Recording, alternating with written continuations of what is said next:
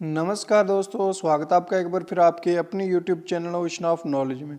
तो दोस्तों आज हम पढ़ेंगे इन्वायरमेंट, इकोलॉजी और बायोडाइवर्सिटी के कुछ इंपॉर्टेंट MCQs। ठीक है दोस्तों, ये होगा दोस्तों हमारा पार्ट 1। ठीक है दोस्तों, ये होगा हमारा पार्ट 1। इसके बाद हम कुछ और पार्ट्स लाएंगे ताकि इस टॉपिक पे सारे के सारे इंपॉर्टेंट MCQ जो होंगे वो कवर हो जाएं। तो दोस्तों इसके साथ साथ आप डिस्क्रिप्शन बॉक्स जरूर चेक करा कीजिए, क्योंकि इसमें बहुत सारे वीडियोस के लिंक हमने डाले होते हैं। इसके साथ साथ ही हम आपको इस जो वीडियो का जो PDF होगा वो आपको डिस्क्रिप्शन बॉक्स में टेलीग्राम का लिंक दे देंगे। आप उस ग्रुप को ज्वाइन कीजिए और आपको PDF मिल जाएगी। ठीक है दोस्तों, तो अब ज़्यादा वक्त ना लेते हुए वीडियो को शुरू करते हैं। Let's go.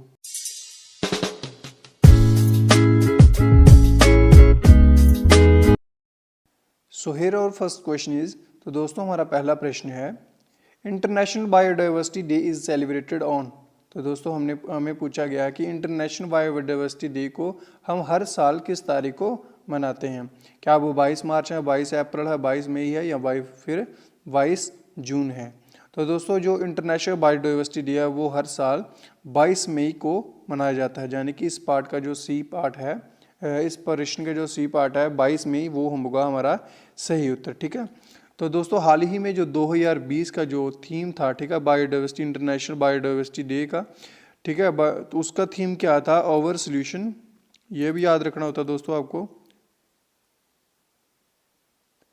Over solution are in nature. ठीक है दोस्तों, ये आपको याद रखना, ये था थीम 2020 इंटरनेशनल बायोडाइवर्सिटी डे पर। ठीक है दोस्तों, तो ये प्रोक्लेम्ड किया गया है यूनाइटेड नेशन के द्वारा इंटरनेशनल बायोडाइवर्सिटी डे। ठीक है दोस्तों, याद रखना, C part is the right answer. Next question हमारा होगा, carbon dioxide is the primary called a greenhouse gas because. ठीक है दोस्तों, आपको पूछा गया है कि जो कार्बन डाइऑक्साइड है उसको पहले तौर पे ग्रीन हाउस गैस क्यों माना जाता है, क्योंकि वो क्या करती है, ट्रैप्स हीट करती है, ट्रैप्स लाइट करती है, ट्रैप्स वार्म करंट करती है, नन ऑफ द अबव।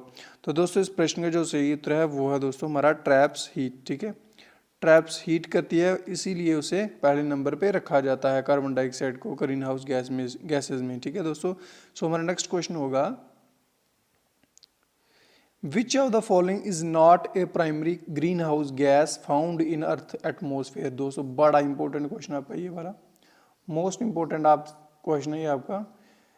ठीक है दोस्तों, आपको पूछा गया कि इनमें से कौन सी ऐसी प्राइमरी ग्रीन हाउस गैस है जो अर्थ के एटमॉस्फेयर, अर्थ के वातावरण में नहीं पाई जाती है। ठीक है, तो क्या वो कार्बन डाइऑक्साइड है, मीथेन है, वाटर वेपर है या फिर नाइट्रोजन ऑक्साइड है। तो दोस्तों वो कौन सी गैस है जो अर्थ के एटमॉस्फेयर में नहीं पाई जाती है, दोस्तों वो है नाइट्रोजन ऑक्साइड। दोस्तों ये भी याद रखना, लेकिन क्या पूछा गया, प्राइमरी ग्रीन हाउस गैसेस में पूछा गया। ठीक है, तो ये एटमॉस्फेयर में नहीं पाई जाती है, कौन सी, नाइट्रोजन ऑक्साइड। ठीक है दोस्तों, इसको शॉर्ट में हम जो इसका केमिकल नेम है वो है NOx। ठीक है दोस्तों,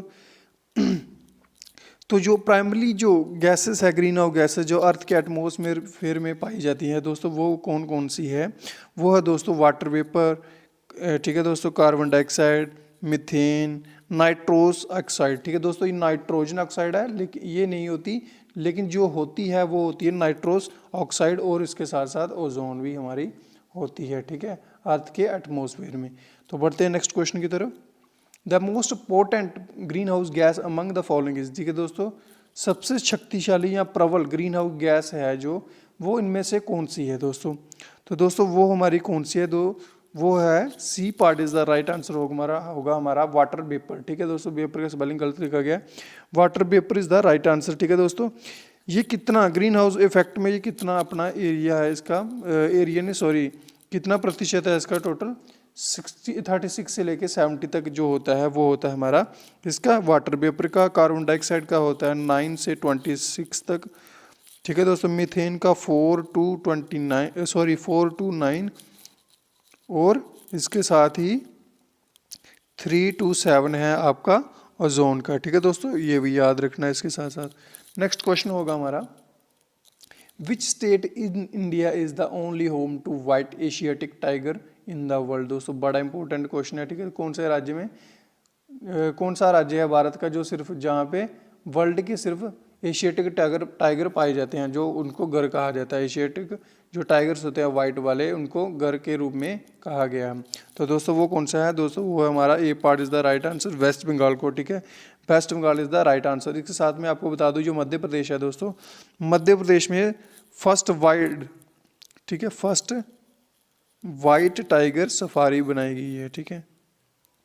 जो फर्स्ट वाइट टाइगर सफारी है वो कहाँ पे है आपकी, वो है दोस्तों आपकी मध्य प्रदेश में, ये याद रखना, ठीक है दोस्तों, बड़ा इंपॉर्टेंट है। नेक्स्ट क्वेश्चन आपका, विच among the following is the upper limit of sound advice of central pollution control board for residential area, पूछा गया है दोस्तों, ये जरूर याद रखना है, रेजिडेंशियल एरिया, ठीक है, आपको पूछा गया है। तो दोस्तों इस क्वेश्चन का जो राइट आंसर है वो है 55 डेसिबल्स, ठीक है, 55 डेसिबल्स है जो एडवाइस किया जाता है, अपर लिमिट माना जाता है किसका, रेजिडेंशियल एरिया का, ठीक है, किसके द्वारा, सेंट्रल पोल्यूशन कंट्रोल बोर्ड के द्वारा ये निर्धारित किया गया है।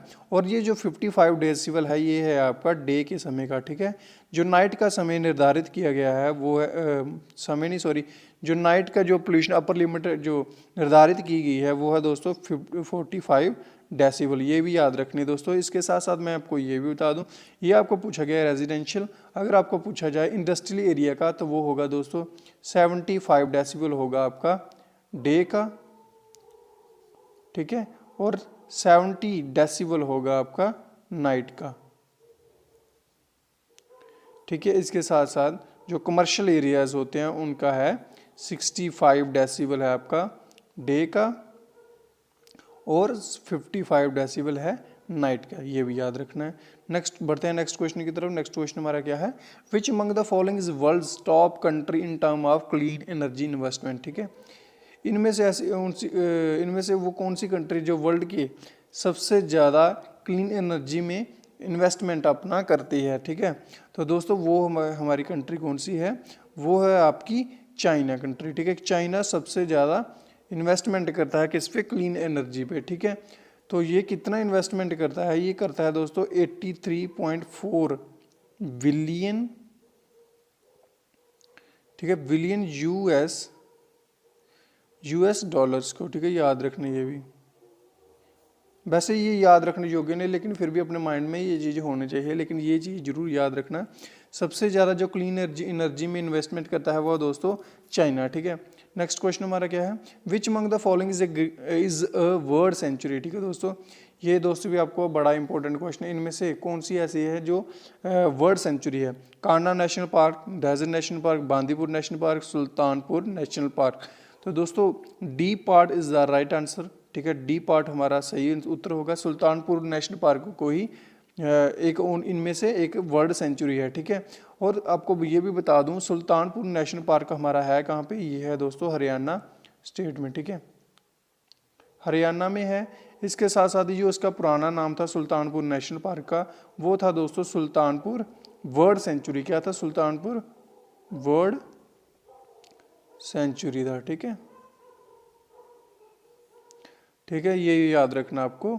और जब सर्दियाँ आती हैं तो जहाँ पे भारी मात्रा में जो माइग्रेटरी बर्ड होते हैं वो आते हैं जहाँ पे, लाइक जैसे आपको एग्जांपल दे दूँ एक दो, साइबेरियन जो क्रेन होते हैं, साइबेरियन क्रेन्स आते हैं, रफ आते हैं, वाइट वैगटेल आते हैं, ठीक है, एटसेट्रा, और भी बहुत सारे आते हैं, ठीक है, जो माइग्रेटरी बर्ड्स होती हैं, ठीक है, सर्दियों में, लेकिन ठीक है, ये भी याद रखना। बढ़ते हैं नेक्स्ट क्वेश्चन की तरफ, world conservation monitoring centre in biodiversity information and assessment arm of the United Nations environment programme is located at, ठीक है, आपको पूछा गया है जो वर्ल्ड जो मॉनिटर करता है, ठीक है, वर्ल्ड कंजर्वेशन मॉनिटरिंग सेंटर है बायोडाइवर्सिटी का, ठीक है, इंफॉर्मेशन और जो असेसमेंट का आर्म है यूनाइटेड नेशन का, वो कहाँ पे है, ठीक है दोस्तों, वो है आपका कैम्ब्रिज में, ठीक है, कैम्ब्रिज कहाँ पे है, यूके यानी यूनाइटेड किंगडम।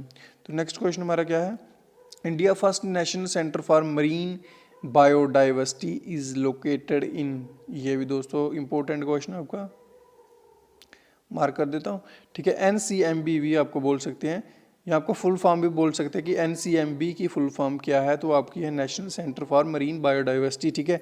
तो ये दोस्तों आपकी कहाँ पे लोकेट करती है, ये लोकेट करती है आपकी जामनगर में, ठीक है, B part is the right answer, ठीक है, जामनगर में ये क्या करती है, लोकेट करती है, इसे इनॉग्रेट, इसका जो 2011 में इसको इनाग्रेटेड किया गया था, ठीक है दोस्तों। और ये जो प्रोजेक्ट है वह किसके द्वारा कंप्लीट किया गया था, रिलायंस इंडस्ट्री के साथ मिलके पीपी मॉडल के आधार पर बेस पे इसको कंप्लीट किया गया था। सो नेक्स्ट क्वेश्चन हमारा क्या है, who among the following is known as Indian plastic man. ये दोस्तों बड़ा इंपॉर्टेंट क्वेश्चन है कि भारत का प्लास्टिक मैन कैसे कहा जाता है। तो राइट आंसर होगा हमारा B part is the right answer, Raja Gopalan Vasudevan, ठीक है। B part is the right answer होगा हमारा राजा गोपालन वासुदेवन, ठीक है। और ये आपके है कौन, प्रोफेसर है दोस्तों ये केमिस्ट्री के, ठीक है। प्रोफेसर है ये आपके केमिस्ट्री के, ठीक है। आपके प्रोफेसर है जी केमिस्ट्री के, कहाँ पे इनकी जॉब, ठीक है, थियागराजर इंजीनियरिंग कॉलेज, और ये कहाँ पे आपका मदुरई में, ठीक है। और इन्हें बेस्ट तरीके से, सबसे अच्छे तरीके से प्लास्टिक का जो रीयूज़ होता है उसको अच्छे तरीके से ये यूज़ करते हैं, यूटिलाइज करके प्लास्टिक को, ठीक है। तो नेक्स्ट क्वेश्चन हमारा क्या है, which of the following can not be classified as biotic factor. दोस्तों बड़ा इंपॉर्टेंट क्वेश्चन है ये भी, कि इनमें से कौन सा जो जिसे आप बायोटिक फैक्टर में नहीं बोल सकते, बायोटिक फैक्टर नहीं बोल सकते। तो राइट आंसर हमारा होगा A part is the right answer, minerals in the soil, ठीक है। तो आपके बायोटिक रिसोर्स होते क्या हैं, कि वो रिसोर्स जो आपको कहाँ से मिलते हैं, जहाँ तो लिविंग ऑर्गेनिज्म से, जहाँ फिर कभी वो लिविंग ऑर्गेनिज्म थे, यानी कि जो है और जो पहले थे या अभी मर चुके हैं, उन्हीं के द्वारा जो आपको मिलते हैं वो होते हैं आपके बायोटिक रिसोर्सेज। तो जो मिनरल्स आपके सॉइल में पाए जाते हैं ये आपके होते हैं अबायोटिक, ठीक है। और अदर जितने भी है हमारे माइक्रो ऑर्गेनिज्म, फॉसिफ्यूल्स, प्लांट्स, ठीक है, ये हमारे क्या होते हैं, बायोटिक कंपोनेंट्स होते हैं, ठीक है दोस्तों। तो ये था दोस्तों हमारा आज का वीडियो। आई होप कि आपको वीडियो पसंद आया होगा। वीडियो को लाइक कमेंट शेयर जरूर करें। थैंक यू सो मच दोस्तों, थैंक